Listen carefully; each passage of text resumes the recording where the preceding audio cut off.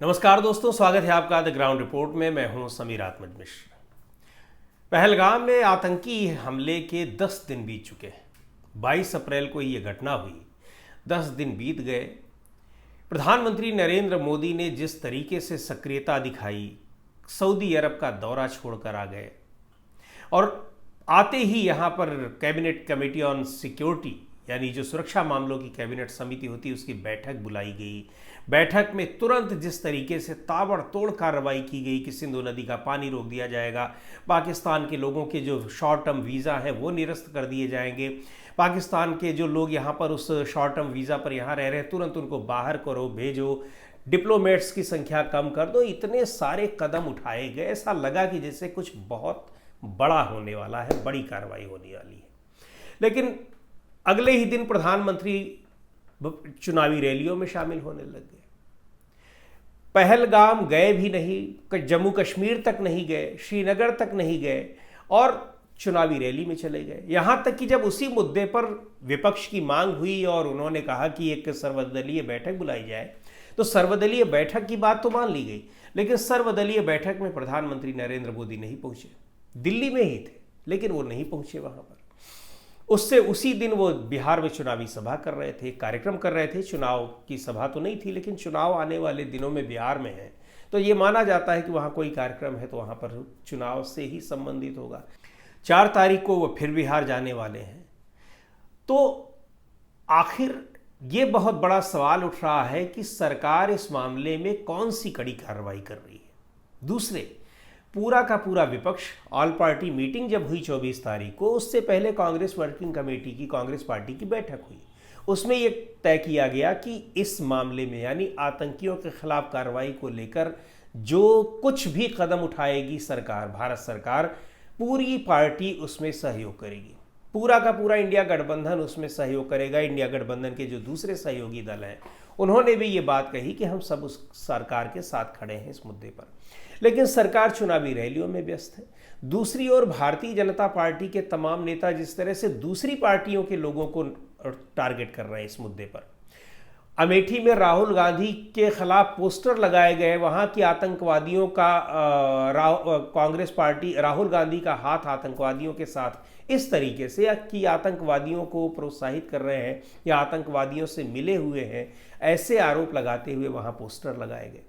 ये सारी चीज़ें क्या दिखा रही हैं, ये बड़ी हैरानी की बात है। लेकिन यहाँ पर एक महत्वपूर्ण बात यह है कि जिस तरीके से बिहार की रैली में, बिहार के कार्यक्रम में जाकर प्रधानमंत्री जी ने ललकारा कि हम किसी को नहीं बख्शेंगे, धरती के आखिरी कोने पर भी कोई होगा तो उसको हम पकड़ लाएंगे और कड़ी कार्रवाई करेंगे, सख्त कार्रवाई करेंगे। उस सख्त कार्रवाई के बाद कोई कार्रवाई हुई नहीं। जिस तरीके से मंगलवार को एक बैठकों का सिलसिला शुरू हुआ कि सेना के तीनों अंगों के प्रमुख है, एनएसए के साथ बैठक हुई, उसके बाद बुधवार सुबह से ही मीटिंग लग गई।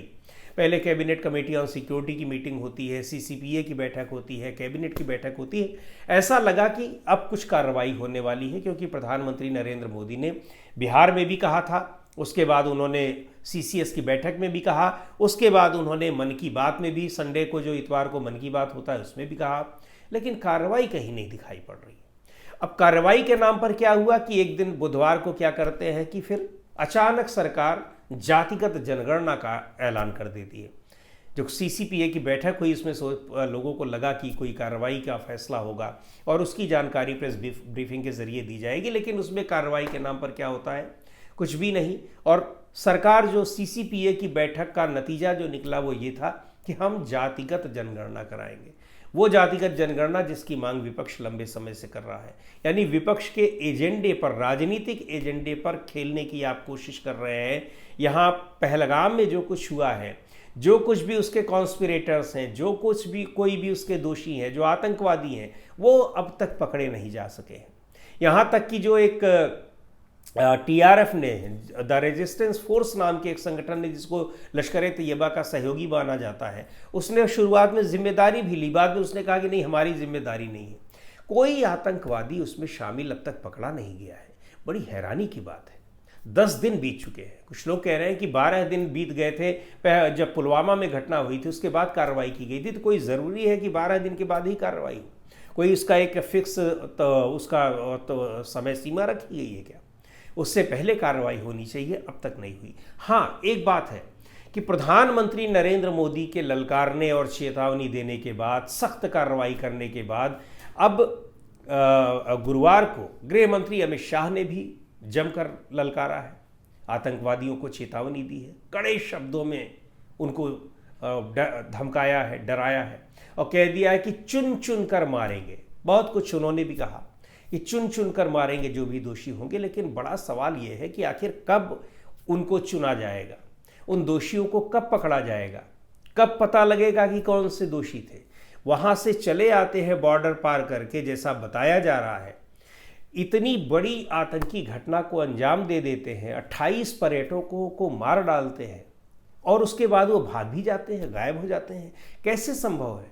जम्मू कश्मीर जैसी जगह पर जहाँ इतनी बड़ी संख्या में वहाँ सिक्योरिटी फोर्सेस तैनात हैं, जम्मू कश्मीर के पुलिस के लोग तैनात हैं, बीएसएफ के लोग तैनात हैं, सीआरपीएफ के लोग तैनात हैं, आर्मी तैनात है, कैसे हो गया?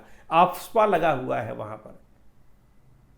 लेकिन इन सब के बीच एक सरकार जिस तरह से राजनीतिक मकसद को अपने पूरा करती दिखाई पड़ रही है या उस रास्ते पर चलती दिखाई पड़ रही है, उसको देखते हुए ये लोगों को आशंका होने लगी है कि कोई कार्रवाई होगी भी या नहीं होगी, और नहीं होती है तो इसका क्या मैसेज जाएगा।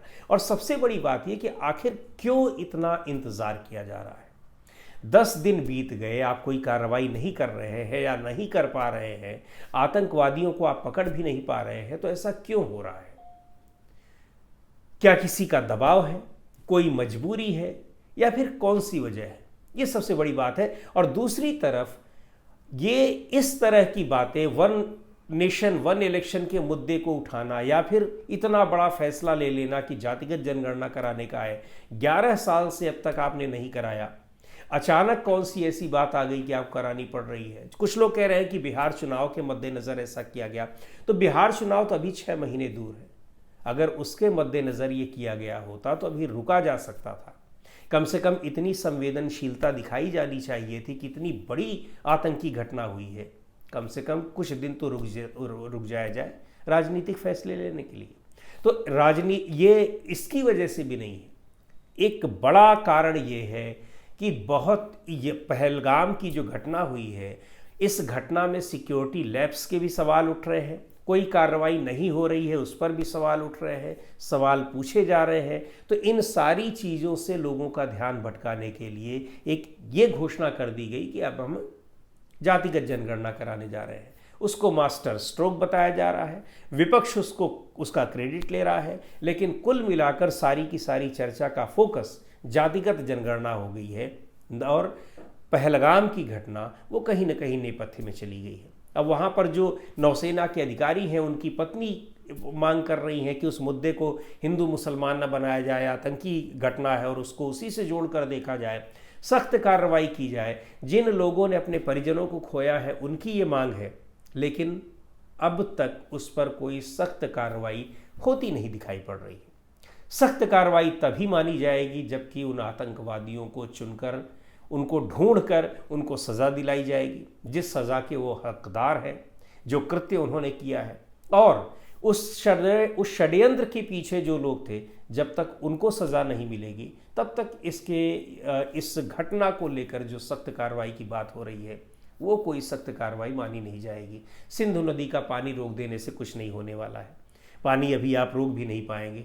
बहुत सारी चीज़ें, आपने पाकिस्तान के लोग यहाँ आए हुए थे अपने रिश्तेदारों से मिलने, किसी से मिलने, स्वास्थ्य वीज़ा पर आए थे कुछ लोग इलाज कराने, उनको आपने ज़बरन भेज दिया। ठीक है, आप भेज दिया, एक कड़ी कार्रवाई, एक मैसेज होता है, लेकिन वास्तव में जो गुनहगार हैं उनको तो कोई सज़ा मिली नहीं। उसके बदले वो लोग पिसे जो शायद जिनका उससे कोई वास्ता नहीं था इस तरह की घटना से।